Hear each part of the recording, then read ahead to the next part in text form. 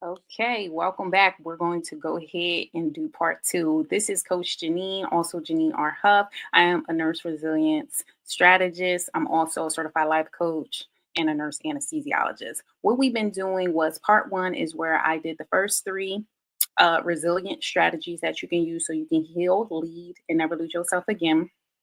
This is a part of life after burnout. I beat burnout twice, and now I'm being that bridge for the nurses, and I'm being that bridge for the hospitals and organizations who are losing top talent. I said in that last one, so make sure you check out part one. I said that there is an alarming stat saying that 40% of new nurses are leaving the profession after 2 years. I've been a nurse for over 25 years. Even when I say it, it still hits me. And after being rated top nurse last year, and just doing so much, I recognize that being a bridge is what's needed. The resilience conversation is needed.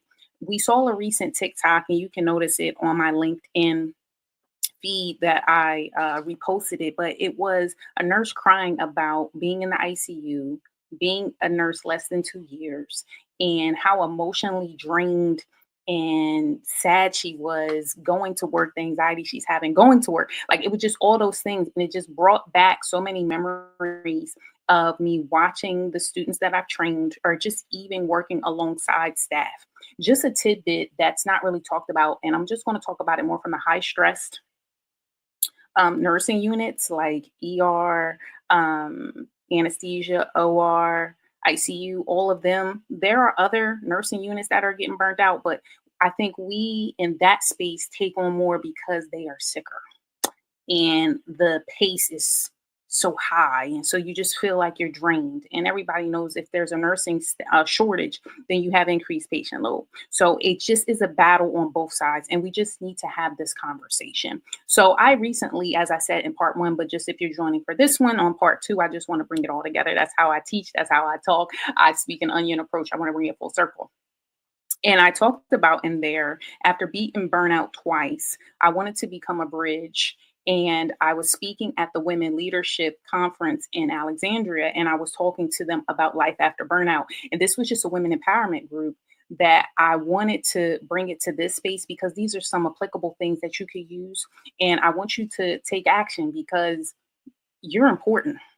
This all led from me, like I said, bouncing back from burnout twice, from me writing my own self-published book called I Choose Me, The Intentional Guide to Never Losing Yourself Again. And now we are global. It is hundreds of copies sold. Like these are all things, but I wrote that bouncing back from burnout, and I had to dictate that book because I had lost use of my left arm at that time. And so I say all this to say resilience is who I am. I've lived it and now I teach it. And I help nurses and leaders inside of my personal coaching programs, but I'm going into the hospitals now because it's time for me to help these nurses understand that I see you. We want to be seen. We want to be heard. We want to keep these nurses in the organization. Your top talent, we want them there. We want you to have increased productivity. We want you to have the ROI. We want to have retention because if all the nurses are leaving the profession, well, who's taking care of these patients? Okay. Or who's left to take care of these patients? So these are all things that I want you to think about.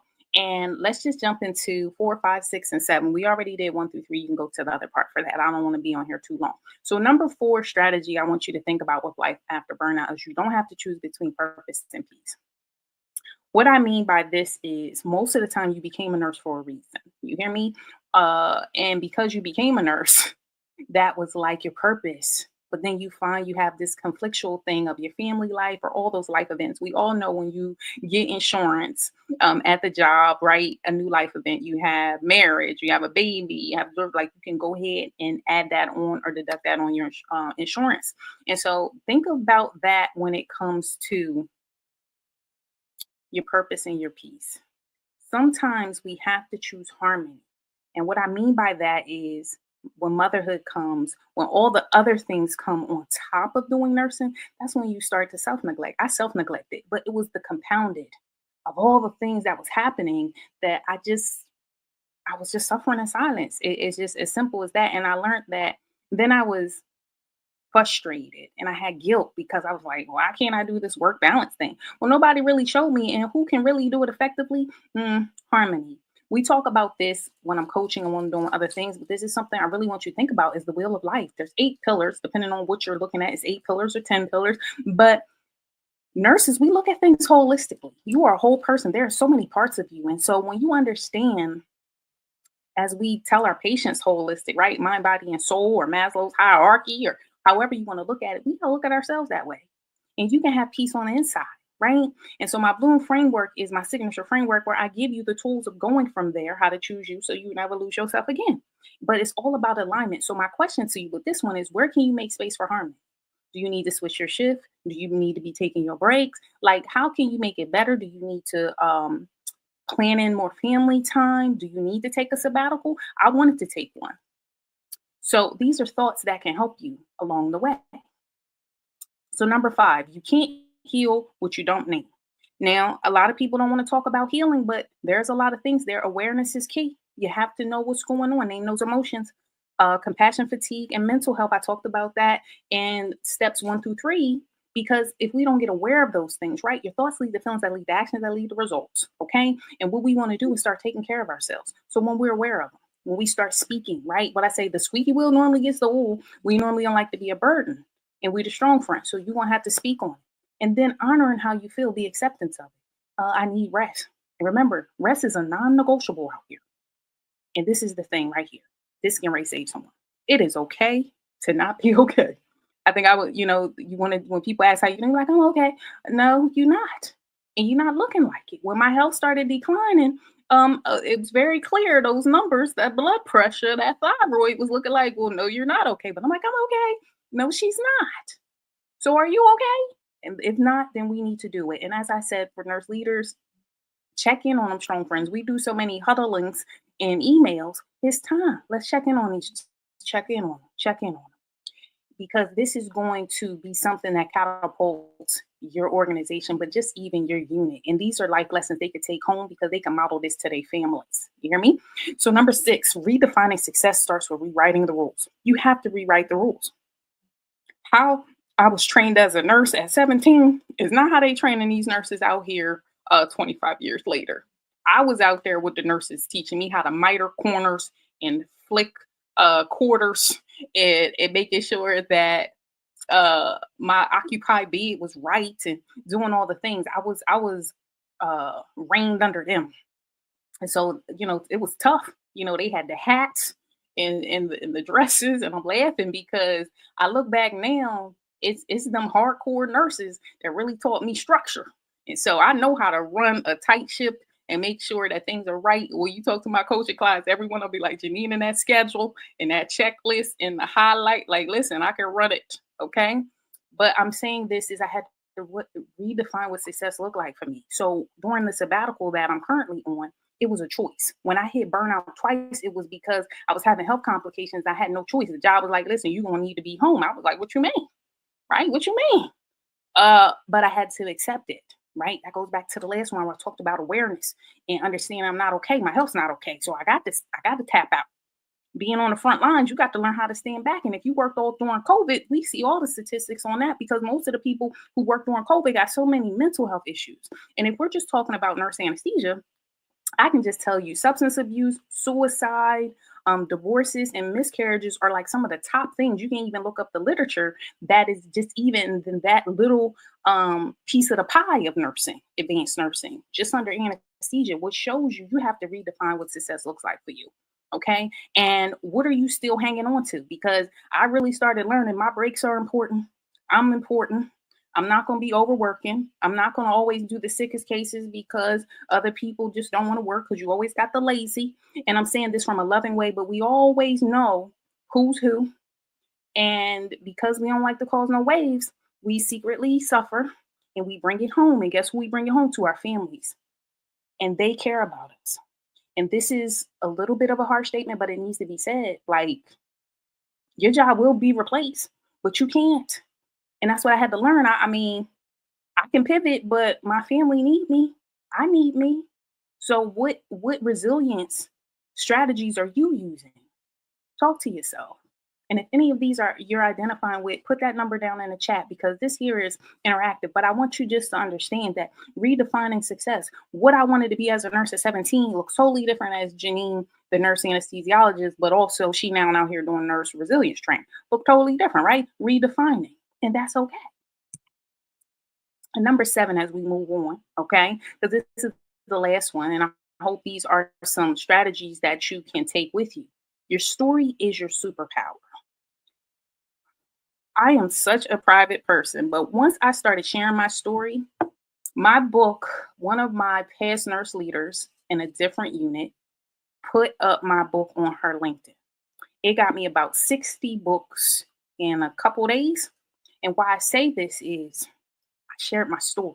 But what they're so used to how I would show up in my leadership role, they did not know all the things I was carrying, how I was suffering in burnout and self-neglect and never said a thing.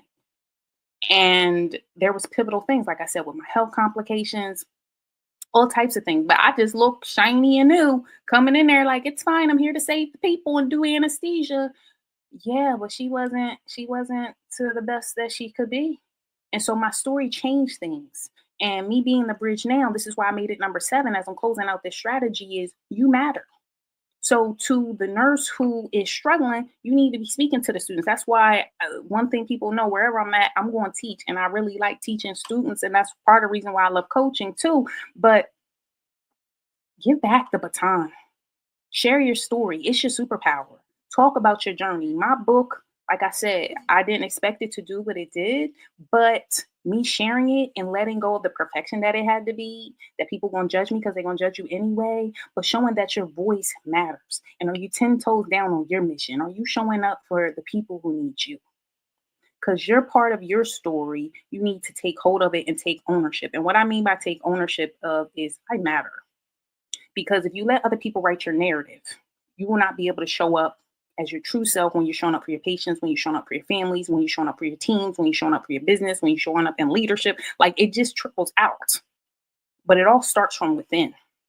So I hope if any of this was good, I want you to make sure that you drop it down in the chat, but you could be working with me further. And what I want the organizations to know is I want to come into your team, especially the high stressful teams, because while I worked in them, I lived it. OR, ER, ICU, anesthesia. These are the spots that I know well because I lived them. 25 years, I've done a lot of different types of working and even med surg, because that's its own other beast. But showing your nurses how they matter. When I started my podcast, Intentional Queen podcast, 5 years ago, guess what? Half of them was nurses. And I was shocked. And then the things they were talking about was the things they were suffering with in silence, what led me to write the book. So it shows, once again, your story is your superpower. But sometimes you look, this is going to help someone here too. You carry it well. You carry it well. And so people really don't understand how well you carry it. So you do have to speak up. You do have to speak up. But just understand when you speak up, there will be some resistance from some people. But don't forget to think about the people who need you. And so in certain spaces, I had to speak up because I knew by me speaking up, it was going to help the masses, even though it may have ruffled a couple other feathers. And it's about how you do it. And I like to lead with integrity. I like to lead with compassion. I like to lead with intentionality. I was just on another nursing podcast. Actually, I've done 3 in the last month. But one of them, shouting out Dell, the Nurses Talk podcast, she was saying to me, Jineen, you just keep talking about intentional. Like, I'm intentional about it. I care about it. I care about my people. I care about me. I care about my patients. Like, I care about my delivery. Like, I'm really intentional about how I do that. And that's how I started to know who's my people. And as I said in part 1, you're not for everybody. And that's okay. But it's a reason you chose the profession. So don't just leave the profession. Figure out how we can coexist in the profession, but we have to be the change.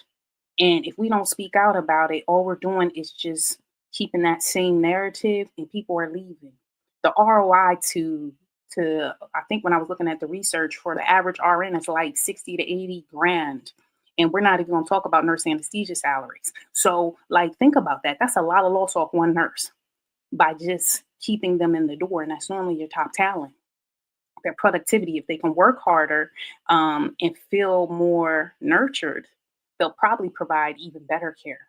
And everybody knows you want to be magnet status. And, I don't know if your hospital has clinical ladder, but then you want to be laddered up and all those things. So they matter.